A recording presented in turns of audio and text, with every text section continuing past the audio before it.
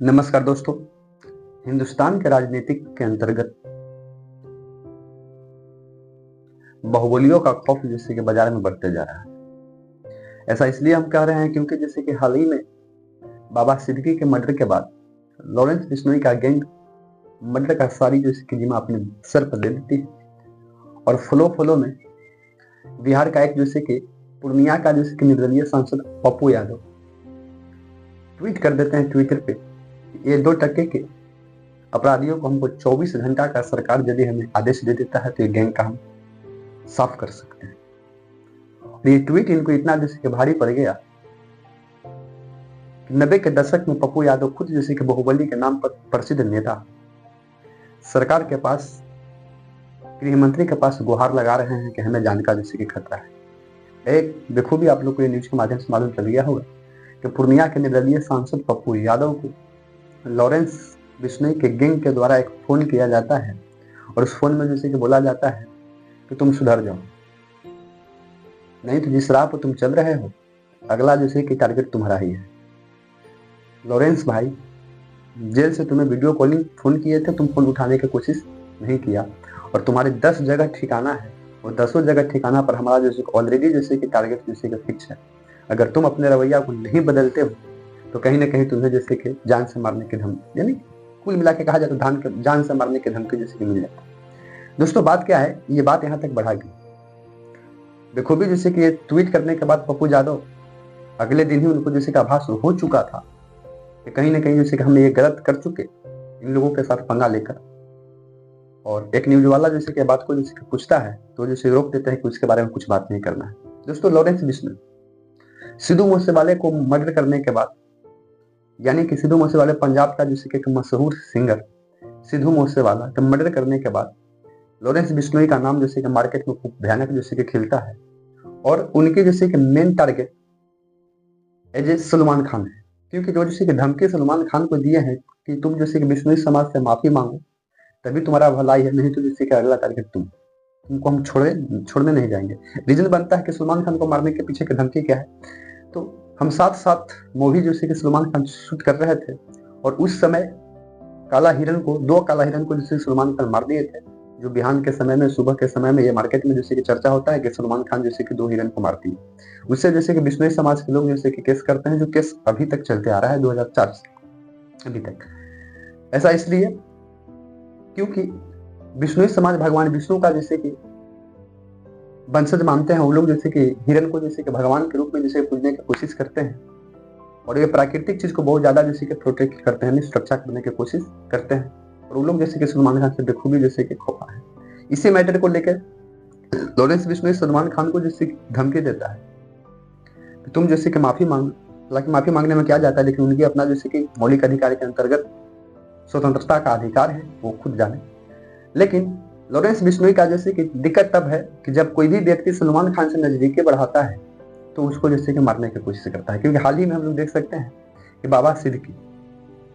जो बिहार का ही व्यक्ति था, लेकिन सलमान खान जिस इलाका में जैसे कि आते थे उस इलाका का जैसे को एक तरह से वहां से कहा जाए तो नेता थे, और बाबा सिद्दीकी को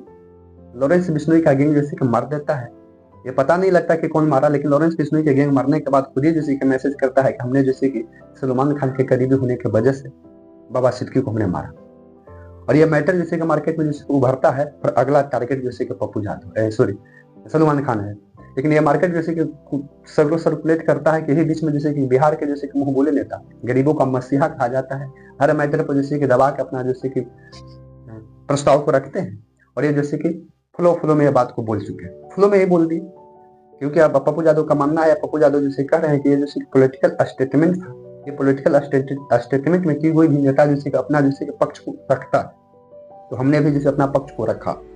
कि अगर यदि हमें 24 घंटा का मोहलत यदि मिल जाए तो ये 2 टके जैसे कि गैंग को हम खत्म कर सकते हैं। ये बात हम इसलिए कर रहे हैं क्योंकि एक जमाना में जैसे कि बिहार में जैसे कि पप्पू यादव के नाम से तोता बोलता था, क्योंकि पप्पू यादव भी एक जमाना में जैसे कि गैंगवार ही करवाया करते थे और खूब ही जैसे कि मशहूर जैसे कि थे, लेकिन वो गैंगवार करते थे, वो गरीबों के जैसे कि हित में काम करते थे, जिनके वजह से एक बार नहीं 7 बार निर्दलीय सांसद बनकर जैसे कि पार्लियामेंट में गए हैं। एक बार नहीं दोस्तों, 7 बार। फिर वो बात की चीज है, पप्पू यादव ने जैसे कि ट्वीट कर ये बात को बोल देते हैं कि हमें सरकार यदि मौका दे दे तो हम 24 घंटा के अंतर्गत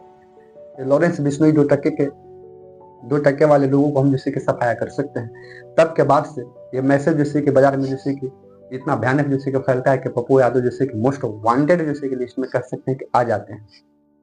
अभी आप खुद जानिए, ये टीआरपी के लिए बोलते हैं या क्या बोलते हैं, लेकिन पप्पू यादव ये बोलने के नाम पर जाने जाते हैं। क्योंकि